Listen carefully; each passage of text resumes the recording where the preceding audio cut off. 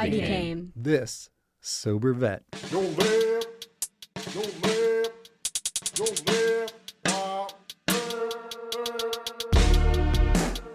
Our mission is to normalize sobriety with veterans who are using and abusing substances in a harmful, self-medicating way.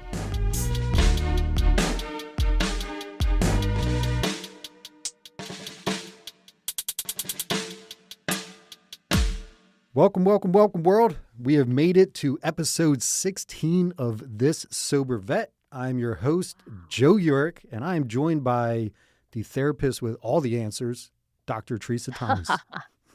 Hello. How are you doing today? Everyone. Joe, how's it going today? It is a blessing to be here. I tell you what. Yes. I do want to bring up something that was brought to my attention the other day. I had received a rude DM.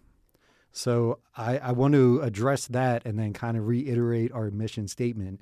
So this DM, and I quote, "Who the insert potty mouth word are you to tell us veterans to stop drinking?" For the record, I have never told us veterans to stop drinking. Our mission is to normalize sobriety with veterans who are using and abusing substances in a harmful, self-medicating way. There's a difference. That's like me. If you're a veteran and you can have a drink or two and do it responsibly, more power to you. If you can smoke weed and be responsible, more power to you. If you can pop pills or do any other substance and still be responsible and do what you have to do and you're not harming yourself, more power to you. I am doing this because I can't. If you put one drink in front of me and once that alcohol passes my lips, I'm going full throttle until I'm throwing up or I'm passed out or locked up or whatever. So this is more for people like me. So again, I'm not against any drug, any alcohol, any substance. I'm simply on a mission to help those that are in my situation where we were doing it in a very, very harmful self-medicating way. So Yeah. just to clear the air on that, I'm not against anything. You do you. But if you're doing it in a bad way, this is for you. I think you clarified that pretty well. Tracking. Good. Cool. So Yep. I'm very excited about today's episode. I'm very looking forward to meeting our guest. His name is Aaron Jurgen. He is a Marine veteran turned sheriff's deputy. Now he's working in the private security sector. So welcome to the show, Aaron. How are you? Welcome. Joe, Doc, thank you all so much for having me. I'm doing great. It's a pleasure to have you on. Thank you for reaching out and being vulnerable and willing to tell your story. So if you don't mind, can you kind of start with a background and kind of what led you up to choosing the Marines? Sure. It's funny what specifically led me to joining the Marines, but I was born in Chattanooga, Tennessee. My parents were high school sweethearts. You know, I wasn't, let's just say I wasn't planned, right? Mom and dad, great people, didn't really work out. So for a long time, it was just me and my mom. My dad had some addiction issues of his own as well. I always say that, though, to say now my father's in my life. He's clean and sober, and he's my best friend. Excellent. Nice. But there was a time where it was just me and my mom. And so when it came to, opportunities for college, they weren't necessarily there. And I knew I wanted to go to college, but I also, ever since I was a little boy, I wanted to be in the military. So I kind of looked at that as a way of, serving my country, being in the military, and then going to college.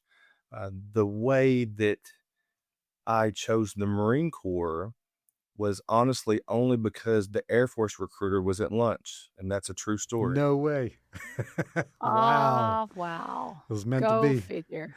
I went to the recruiting Wow. office that day, and I had it in my mind. I was like, I'm joining the military today. Mm. And I'd done all my research. I talked to several different recruiters, and I'd settled on the Air Force.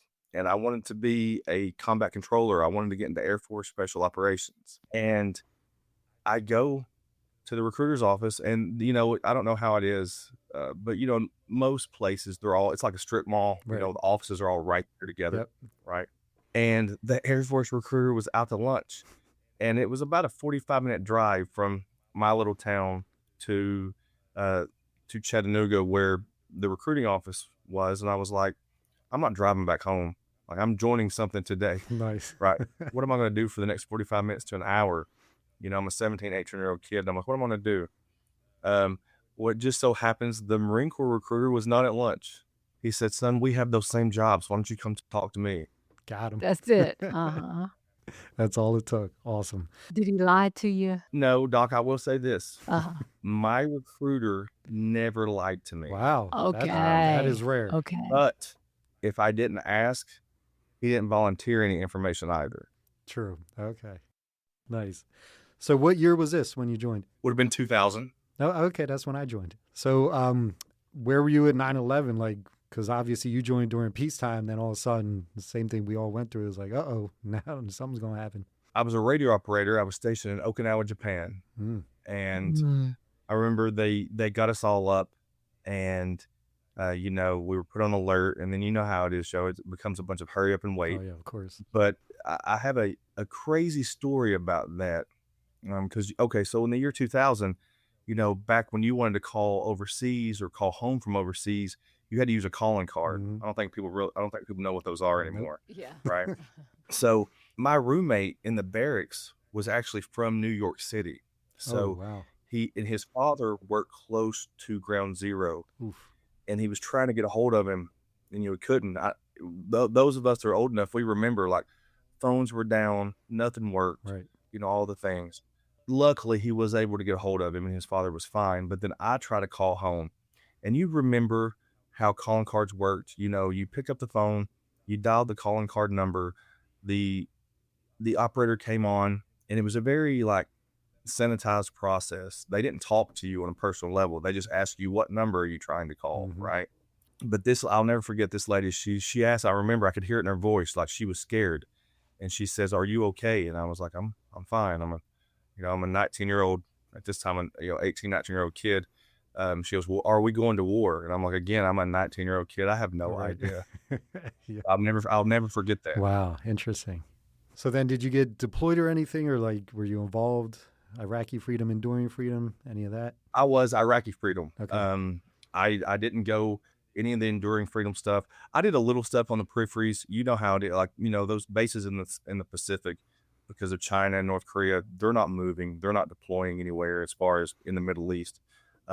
We did do some things in support of enduring freedom in Southeast Asia. Okay.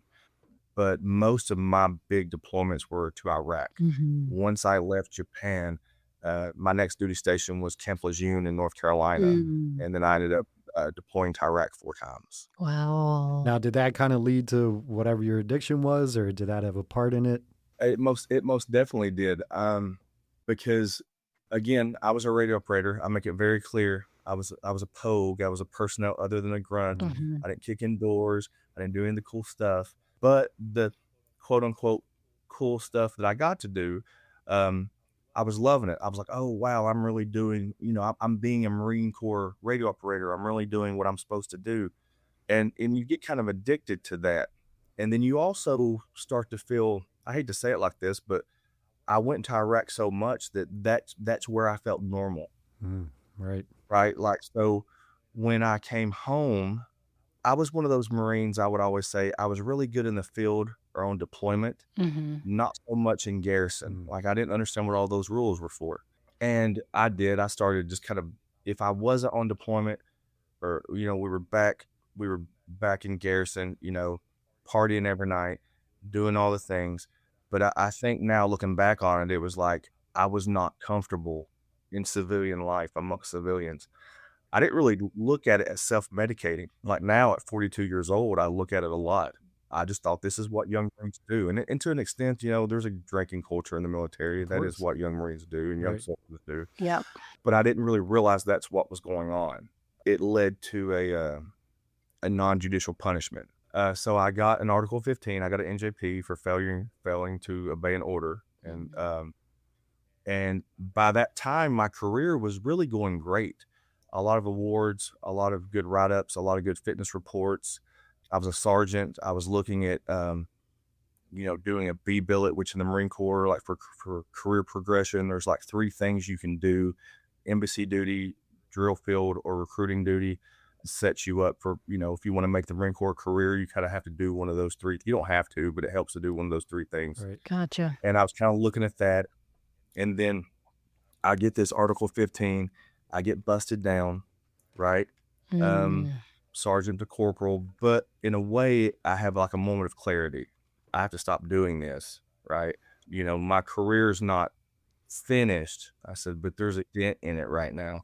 So I thought the best thing I could do to kind of get over it and get away from bad influences is like, I need to volunteer to go to another unit, and I need to go back to Iraq, which I don't know if that was real healthy, right?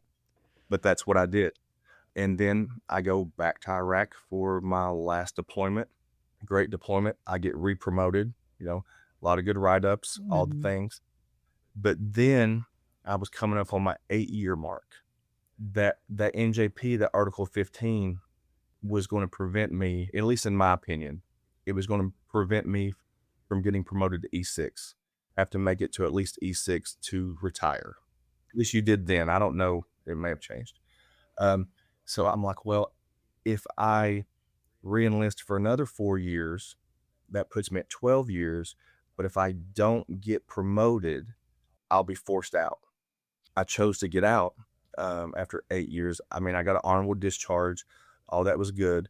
But I kind of left with this chip on my shoulder because I didn't leave on my own. I mean, I made the decision to leave, but I felt like I wasn't leaving on my own terms. Right. Which, guess what I started doing again? Boozing it up. Drinking. Yeah. And I felt like I needed something to kind of chase that adrenaline high that I used to get. So I became an EMT, and I actually loved it. Loved it. And then the hospital that I was working at, they were having some budget issues. So I was working in the ER, and they started, messing with our comp time and different, they were, stuff like that. So I'm like, wow. Because they were like, we need to stay solvent. And I was like, bro, I need to stay solvent. So I'm like, I need a new job. Right. So I got into law enforcement. Okay. Did that, and I loved it. I'm performing really well. I'm making a lot of arrests. And I do say that I never made arrests for arrest's sake, but I started partying hard because I was starting to get accolades again. Right.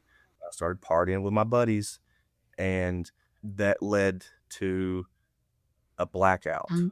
For all the drinking I'd ever done, I never recall having a blackout.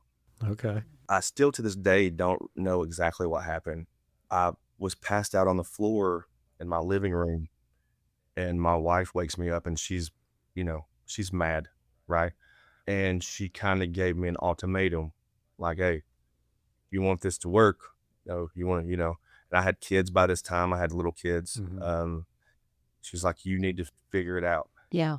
And in a way, I kind of resented that because I'm like, and I know it sounds horrible to say, but I'm like, I'm a functioning alcoholic, yet I make it to every practice, ball game, I'm doing all the things. So why does it matter? Right. Yep. I hear you. I understand. But she was like, no, you've got to, you got to do something. So I was supposed to be on shift that day. And instead I went to the VA and sat in the parking lot for like an hour. I didn't know what to do. And finally I walked into the VA clinic, and I'm like, I need help. Good. And they're like, well, do you have an appointment? And I'm like, no, but like, I don't know where else to go, man. Right. They went and got a nurse to come out and talk to me, and then did the intake, and I agreed to go to rehab. And that was in 2016, maybe 2017. I have had some slips, but other than that, I've been sober since then. But that's kind of what it took. Outstanding. Okay. I could definitely relate to that. And it is a shame because drinking is fun, dude, when you're doing it. Because I was the same as you. I made sure my work was done first. I made sure all my responsibilities were taken care of. And then I deserved it. I work hard. I deserve this beer, and I deserve to feel good because I've been working hard. I'm paying all my bills. Everything's good. But yeah, it's just it always ends bad. Well, at least for people like us who have trouble stopping. Right. So yeah, I could totally relate to that. And good thing for your wife that she did have the balls, because my wife did the same. And kudos to her for stepping up, because a lot of wives that I see, they just allow it because they're afraid of what might happen if they give that ultimatum. Because imagine if you choose to alcohol over them, then they're like, oh crap. Attention veteran entrepreneurs, we've got a special announcement just for you. Marathon Business Advisory Services is proud to present a unique opportunity, a J-Dog franchise, veteran-owned and ready for its next chapter. Whether you're looking to own your first business or grow through acquisition, this could be the perfect fit. And the best part, it's completely confidential, with no cost and no obligation to explore the opportunity. Just reach out to Jay Calandra at j.calandra@marathonbas.com to learn more. Support veteran success. Build your future. Let Marathon guide the way. So what did the VA do? Like, did they put you into like therapy or? Okay, so that was another wild ride. Okay, I have to go from the VA clinic in Chattanooga to the main VA hospital, which is in Nashville, Tennessee. So I get transported up there, and I don't realize, because I volunteered to go. Okay. I don't realize any of this stuff until after the fact. But they actually put me on, we call it put them on papers, like we're a certificate of need, or like you can't leave, right? Oh, okay. So they're like, well, as long as you volunteer to go, we won't do that. But if you don't volunteer to go, we'll do that. And I'm like, well, I'm a sheriff's deputy, man. I can't, like, there's legal ramifications and there's career ramifications. Like, of course I'm going to go, right? So I go to Nashville, and I'll never forget this. As soon as I kind of go in through their version of an emergency room, right? And they do an initial assessment, and then they send me to the rehab unit or the detox unit. And when I heard those doors shut behind me, Wow. I was like, wow, like I'm really in here. Like part of me was scared to death, Yeah. but part of me was like, well, this is what I've got to do, and I'm doing this thing. But for the first 72 hours, I thought I was going to die. Talk about that. Talk Okay. about that. Now, Right. my detox was rough. Yeah. I remember trying to sleep, and I couldn't get, my whole body hurt. My bone, in my bones, it hurt. Wow. Yeah. Then I would get nauseous. So it basically, I didn't sleep, and I basically, stayed curled up by the toilet because I was vomiting so much. That's the worst. Wow. I really did. I'm like, oh, I'm probably going to die in here. Because I remember thinking, like, I know that there's people that check on me, right? But I'm like, they should probably check more often than they do, because I think I'm about to die in here, Wow. right? But it was my detox was horrible. It took about 3 or 4 days. Then you kind of go, I don't know, you're kind of in a common area. Like you have your room, but you can go and hang out and, Watch TV or that kind of stuff, right? Mhm. And a funny story that while I was there, I watched 2 elderly Vietnam vets get into a fight over the TV remote. And I was like, maybe my life's not as bad as I thought it was. But I was there for about 10 days. After the detox, then I really did appreciate the VAs. It was a holistic approach. So like when I would meet with my treatment team, it was doctors, nurses, either counselors or psychologists or psychiatrists, pharmacy, nutritionist, Oh, good. fitness people, Nice. social workers, like all of them. We would meet and put this support plan together for me. And after 10 days, I was discharged with medication assistance. I took a Vivitrol, and I was on it for about 6 months. Started out with the shots once a month, and then I went to the daily pills. But once I got back to Chattanooga, weekly I would go have therapy with a social worker, Okay. Nice. with a licensed clinical social worker, and then after that, I was able to go back home and everything. But I stayed on the medicine. I was on the medicine for probably about 6 months. Now, how was the sheriff deputy's position? Was that safe for you? Were they cool with you detoxing, or how'd that go? Yes, I will say this, because I have some, I don't want to say hard feelings, because I did have a lot of support. I think what helped me is they didn't make me go, right?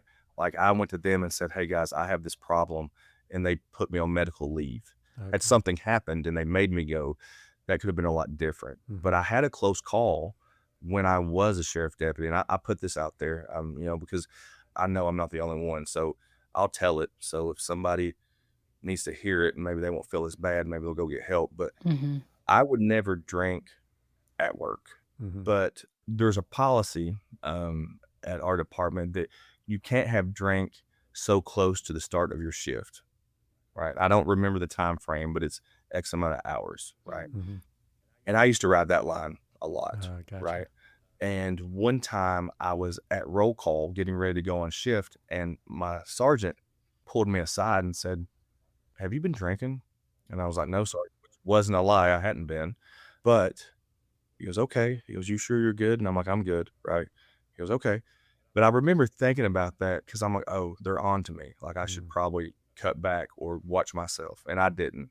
But I got to thinking about that. I was like, I wasn't drinking on duty, but I've probably had so much in my system from the last time I drank. Right. If I had been made to do a breathalyzer, I'm not saying I would have been over the legal limit, but it should be Mhm. no limit. Right. Mhm. Getting ready to go to work as a police officer. And I was like, I probably would have had alcohol in my system. Mhm. Right. But it's one of those things that bother me about law enforcement and any kind of first responder profession. Like my buddies would ask me, like, "Hey man, are you good?" And I'm like, "I'm good." Right. But they were all a bunch of Iraq and Afghanistan war veterans too. We were all doing the same thing. We knew it. We just talked to each other about it. Right. Right. Right. But the agency as a whole, I kind of felt like didn't care. Like as long as I was performing, Right. nothing happened on duty. They didn't care what I did Mhm. after my shift was Mhm. over. Right. And I Mm. don't blame my particular agency. I think that's a problem in this community as a whole. But when I was out of work, when I was on medical leave, that's one thing that did kind of bother me. I busted my ass as hard as I did for the sheriff's office, but no one checked on me. Mhm. Now I will say I had individual friends from the department that checked on me, and some of them checked on me regularly. Right. But as far as like as an agency, nobody checked on No me. leadership, Yeah. nothing. Wow, interesting.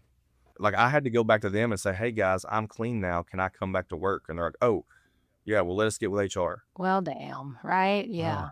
Uh-huh. I'm like, "It's fine. I'm still getting paid. I'll sit at the house if you want me to, but I'm kind of, that's dangerous too. I don't want to just sit at home Right. alone." Right. But yeah, I think that's a problem. They, as long as you're performing and nothing happens at work, they don't really pay a lot of attention to what you do outside of work. Wow. Question unrelated to your story. I just have to ask. So when you pull over someone and you're suspecting them of drinking, is it true that everyone says I've had 2 drinks? Is that like the go-to of everyone you've ever pulled over? Yes and no. Okay. It's funny you say that. People used to always be like, "I've only had 1 beer." And we're like, "Come on, man." Yeah, no one has one Right? beer. So now a lot of people thought, well, if I say 2, that might show them that I'm being a little more honest, but 2's probably not going to put me over the legal limit. Mhm. Right? Mhm. Right. So then I would be like, "Okay, cool. You had 2?" And they're like, "Yes, sir." I'm like, "How big were they?" About yay big. And Uh-huh. another thing that I always tell people, and I said this on another podcast, and I think it startled the host that I put it out there. But this whole time I'm at work as a functioning alcoholic, I'm also a DUI and field sobriety instructor for the sheriff's office. Wow. How about that? I used to always joke that I know what one looks like. Takes one to know one. Yeah. Uh-huh. You ever ask anyone to say the alphabet starting with M and did they go malphabet? And then you just let them go because that was the right answer. No, but the telltale sign, if someone's been drinking, if they have any kind of central nervous system depressant on board, is what's known as horizontal gaze nystagmus. We look at their eyes, right? Mm. The other test, the walk and turn or the one leg stand, I've seen that on TV Yeah. and stuff. Yep. Some people can do that flawlessly and be hammered, Mm. right? Right. And then some people can be like me, being a combat veteran. My knees and ankles hurt. I can be stone cold sober and I can't do Barely it. do it. Right. Right. Yeah. Gotcha. So the real way to tell is to track their eyes, because if they have enough CNS depressant on board, you'll start to see nystagmus. Their eyes will tick, right? Oh. And you can't fake that. Gotcha. Right. Okay. Are you enjoying these stories of veterans totally rocking it with sobriety? Here at This Sober Vet podcast, we want to keep bringing these warriors' tales of triumphs to you. However, we need your help to make that happen. We're in need of sponsors for this Sober Vet podcast. That's right, now's the time to show your support, advertise your brand, or just make a monetary donation. It's easy. Just go to our website, www.thissobervet.com. To become a sponsor, fill out the form on our contact page. To donate, just click on Support the Mission. Let's keep shining a light for those still in the dark. Tell us about your support system and what that looks like. Well, what it looked like then was, the VA and my family. What it looks like now is basically my family and my friend group. I had to basically learn how to just remove myself from certain situations, right? But what I will say is this, is I'm still very close to a lot of the guys I used to party with. Not all of them, but a few of them. And they're totally cool with it. I don't judge them. They don't judge me. Good. They'll ask me like, hey, Aaron, like if we go out to dinner, they're like, do you care if I have a drink? And used to, they would just not drink around me. And I respect them for that. Now, like, man, you can get tore up. It doesn't bother me any. Good. Nice. Right. But most of them are very understanding. But then I just started to try to fill my time. I started trying to find hobbies that where I could get like the dopamine hit. Right. Okay. So a lot of going to the gym, stuff like that. Just something that I can kind of get that rush without A, doing something crazy, or B, drinking. That's kind of what I do. Outstanding. So what was the transition from sheriff's deputy to the private security? That actually didn't have anything to do with drinking. Like I said, I went to rehab and I came back and I worked at the sheriff's office for like another 3 years. Oh, good. My last 2 or 3 years at the sheriff's office, I was a school resource officer, right? Like, the cops in the schools, right? Yes. In Chattanooga, we got a new sheriff. And this is nothing derogatory. He worked there when I worked there and he was good to us. But his vision for school resource was different than the old sheriff. The old sheriff wanted to put a school resource deputy in all the schools, right? It was just hard to do. We have 60 some odd schools in our district and we just couldn't do it. So the new sheriff, when he came in, he said, well, I just want to have school resource deputies in the high schools. His thought process was, that's where big boy crime happens, and then I can put more deputies on the road. Well, having been a school resource deputy at a middle school, I can also tell you that's where big boy crime happens, right? So it caused the school district to start their own school safety officer program, which is similar to a school resource officer. It's just one's a security professional, one's a law enforcement officer, but the actual duties of what you do on a campus are almost identical, right? So I transferred from the sheriff's office to the school district to go from an SRO to an SSO. And during that time, I started working part-time as a security instructor and trainer and firearms instructor for a local security company here in Chattanooga. And my children go to a private Catholic school here in Chattanooga, and they didn't have a school safety officer. I was always that dad that when I would pull up to drop my kids off and I would see all these open doors, these doors propped open, and then I would be like, right? Fix it, Mr. Yerger, we'll fix it. And so I was like, I'm going through all the data. Like, this is how people get into buildings, like all that stuff, right? Yeah. I'm that crazy parent in the office. So if I'm trying to show all these data points. But then unfortunately, tragically, about 2 years ago, there was a school shooting at a private Christian school in Nashville. And it caused a lot of the private schools in Chattanooga to want to have school safety officers or school security officers. And that kind of became my niche.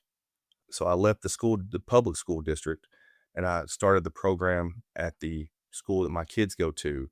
And then I started consulting for a lot of the other private or religious schools in our area. Okay, nice. One thing, I did some research on you. I watched some of the videos you sent me, and one thing I thought was interesting is you spoke on the PT standards of people in your position and how much that is lacking. And I never thought about that, but holy crap, that really is lacking. And that's an issue, because if you're not prepared for the worst, then what are you going to do when the worst happens? It really is. Once I got sober, I realized in order to get all that sugar back in my body, I was just killing gummy bears. Dude, I'd love gummies too. Yeah. Right. So I put on a lot of weight. Right. And I'm at work one day, and we have tinted reflective tint on our windows at school. Mm-hmm. And I happened to catch my reflection in the mirror. Ooh. And I'm like, Mm-mm. I said, if someone comes on my campus to do harm, I said, no one's going to be scared of me. Right.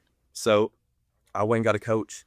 I went and got a fitness and nutrition coach. Nice. And was able to get back into shape. And then it really got me thinking, in order to do my job effectively, I'm like, I have to have a certain amount of tactical fitness and physical fitness, right? Mm-hmm. You may have to sprint across the campus and engage a threat, and you're responsible for every round that leaves your firearm. Right. Yeah. So when I took this program over at St. Jude, since we didn't have one, I was kind of building it, and I was writing my own policy, I wrote in a fitness test. And it's not hard. It's not. No one's trying to be a Navy SEAL over here. I Right. said, all I did was I took the Air Force's PT test, and I added a dummy drag to it.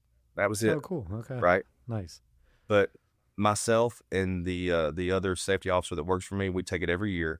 But when I was putting this together, I started doing research, and I'm like, I said, no one has one. You know, it used to bother me when I would see out of shape police officers, right? Yeah. And there's a whole psychology behind officer presence, and criminals know who they can try and who they can get over on. But in private security world, it's even worse. Mm. And now with a lot of these private schools trying to start school safety programs, unfortunately, a lot of them are just, I mean, good on them. Their heart's in the right place. The people that want these jobs, their heart's in the right place. Yeah. Just because you have a security license, I'm like, that means you met the bare minimum standard, right? Mm-hmm. So I put our program together, and I was kind of shopping it out to people, like, you know, not like pay me for my idea. It was like, you can have this. For liability reasons, you should look at having a fitness test, right? And I also know that even if you don't have a fitness standard on policy, there are plenty of police officers and security officers that take their fitness seriously. There obviously are. But we can only find like 2 schools in the entire United States that had some of them have them for pre-hire, but as far as an ongoing fitness standard, we can only find 2. You said 2 schools in the United States, not just Tennessee. Wow. Holy crap. That's Yeah. scary. Oof. When we talk about law enforcement, a lot of people don't realize that PT test, that fitness test you take to become a cop, in a lot of jurisdictions, unless you're like on special operations or you're a SWAT team member, that's the last fitness test you take. Crazy. We've all seen, whether they're cops or security guards, we've all seen those people, and you're like, you're not stopping anything, man. Right. So when it comes to drinking, do you ever get any urges anymore, or how do you feel about it currently? I used to. Okay. And, you know, I've had a few slips. I had a couple actually earlier this year because I tricked myself in a way. I was at this event. I was there to do a security consult, and they were taking me out, showing me all the nice things. They were feeding me, and they, not thinking about it, the guy that I was consulting for, he ordered himself a wine. He ordered me one. He didn't ask, he just ordered me one, right? Mm-hmm.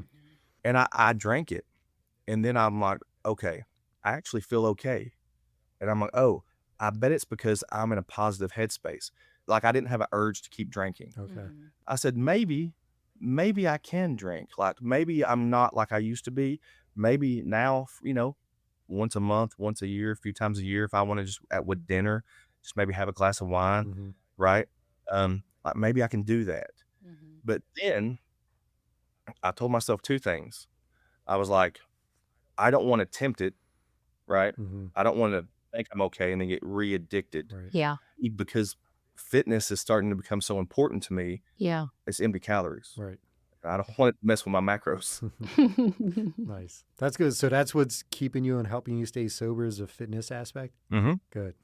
That's good. For sure. It is good because it just naturally does the dopamines. It just naturally does what your body is made to do without any exterior motivation. It's all interior. And I've been on the fitness thing too. I'd literally lost 50 pounds since I quit drinking because I was killing those double IPAs, and they were like my caloric intake from beer was more than my caloric intake from food when I was drinking. It was crazy. In a lot of people, and sometimes too, like I have coaching clients, because I'm trying to get, the fitness aspect more into the security realm, like when I do training. Mm-hmm. But a lot of people noticed my weight loss, right? And I do have my coaching certification. Okay. And they're like, well, what did you do? oh, well, I can teach you, right? So I actually got some coaching clients. Good. Nice. Um, but what I told them is, I'm not going to tell you not to, because they're like, we know you don't drink. I'm like, I'm not going to tell you not to drink. I said, but what I want you to do is, because I make them all use my Fitness Pal. I'm like, just be honest about it. Log your drinks into your Fitness Pal, into your app. And I think people don't realize how many just empty calories. Mm. Yep. It hasn't made any of my clients stop drinking, but it has definitely made all of them, substantially cut back. Oh, good. Like if they want to have a glass of wine or, whiskey or beer, they have to have allowable space For that, yeah. within their micronutrient profile. Yep. Right. So I'm like, if you can make it fit, then I'm not judging you. Mm-hmm. But Mhm. at least if you do it, plug it in there so you can see it. Wow, nice. So did I just see you give an award to a student of the year or something, or what'd you just do on IG? Yes. The very first school that I was a school resource deputy at, it's called Orchard Knob Middle School. It's in Chattanooga. And I was policing there during a pretty turbulent time between communities and law enforcement. Oh, And in Chattanooga, that particular part of town historically has had issues through the years with law enforcement, right? So as a way to kind of build rapport and build relationships, plus it's a high crime area. Like I want my kids in school. That way, A, they're getting an education, and B, if they're in school, then we know they're safe and we know they're getting fed, right? Mm-hmm. So I pitched this idea to the principal of a student of the month program. We started out really simple. We're like, no absences that aren't excused, no disciplinary actions that would result in out of school suspension.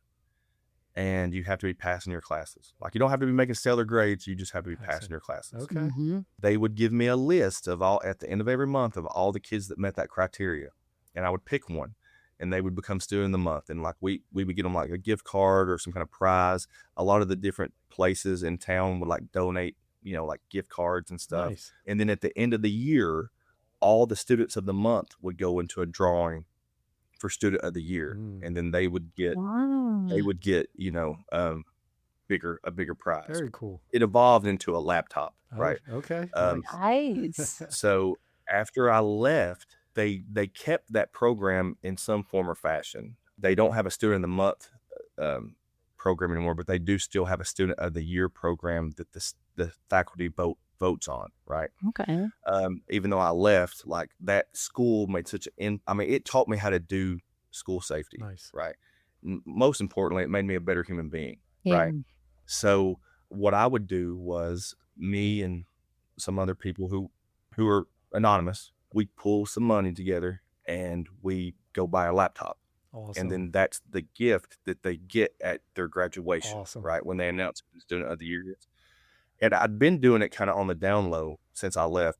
But this year, they called me and they're like, we want you to present it. So that's what you saw. Dude, that is so cool. And you know what I love about addicts? So what I seem to find out about most addicts is as long as they make it through sobriety, they end up turning like into good things like this, because now we have all this free time. What do I do with it? A lot of it turns into positive things like this. So and all addicts, in my opinion, are great people. Like they're amazing people.